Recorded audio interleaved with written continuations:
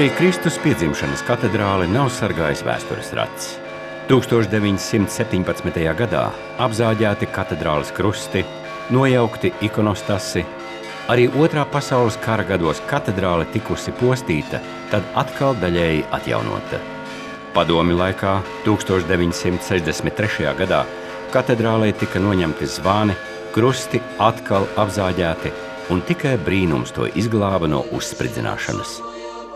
Pagāja gandrīz 30 gadi, līdz bīskaps Aleksandrs 1992. gada 6. janvārī katedrālē noturēja pirmo dievkalpojumu. Ilgus gadus katedrāle mums bija devusi savu gaismu, tagad tai vajadzēja mūsu palīdzību. Katedrāli vajadzēja atjaunot tādu, kāda tā reiz bijusi, kā dievnamu.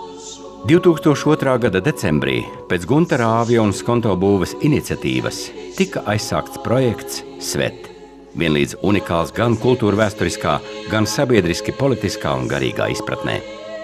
Akcijas Svet pirmajā posmā 2005. gadā atjaunoja Kristus piedzimšanas katedrāles fasādi.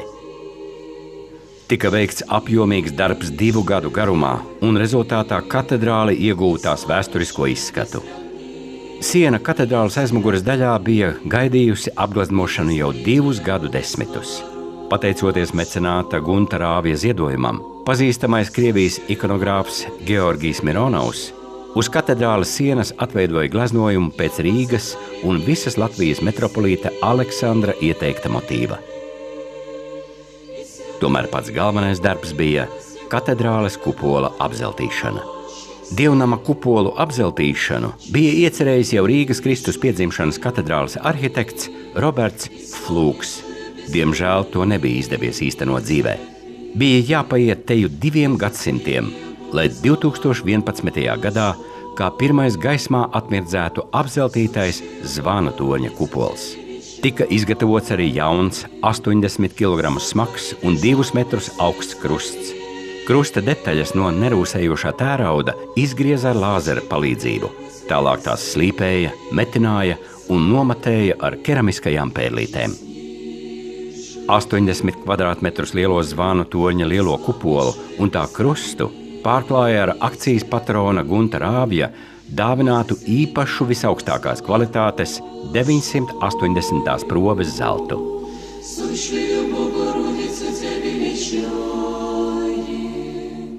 Zelts baznīcas, ja ir viņš saistīts ar baznīcu, viņš simbolizē mūžību. Mūžību, kurā gaida katru cilvēku. Mūžība pieder Dievam, jo Dievs ir mūžīgs, nemainīgs.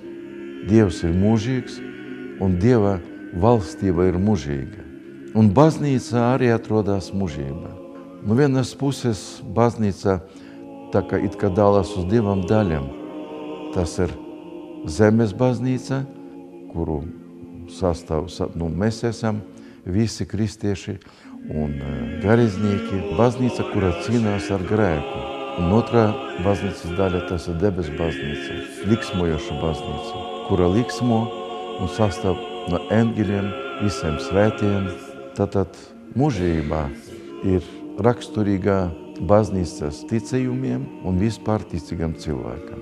Un cilvēks, kurš ļoti tic, kurš grib atdāt Dievam vairāk dievnamam, lai izgriez no dievnamu, viņš saprot, ka viss, kas ir pasaulē, viss aizies. Pasaulē tā kā rīta rasa, tā kā sapnis, tā kā mūsu dzīve.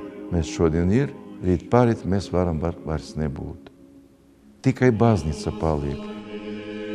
2013. gada jūnijā atsākās darbs pie Kristus piedzimšanas katedrāles atjaunošanas, lai līdz šim nepieredzētā krāšņumā iemerdzētos arī katedrāles centrālais kupols.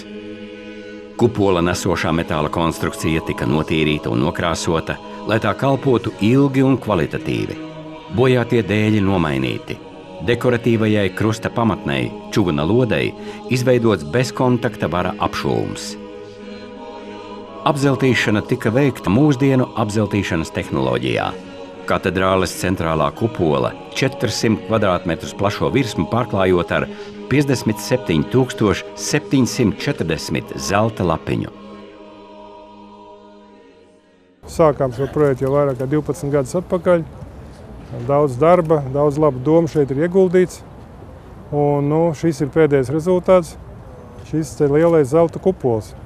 Šis tiešām tāds nopietnas darbs bija 3 gadu garumā pie šī kupola, un tāda ir padarīta darba sajūta. Jā.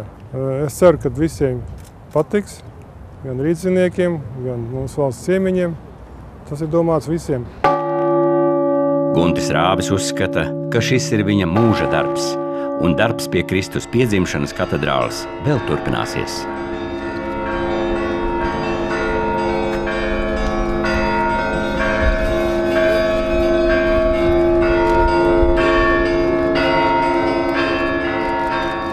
Kristus piedzimšanas katedrāle ir ne tikai pareizticīgo baznīca, bet arī viena no nozīmīgākajām Rīgas arhitektūras celtnēm. Mēs varam par to būt lepni visas pasaules priekšā.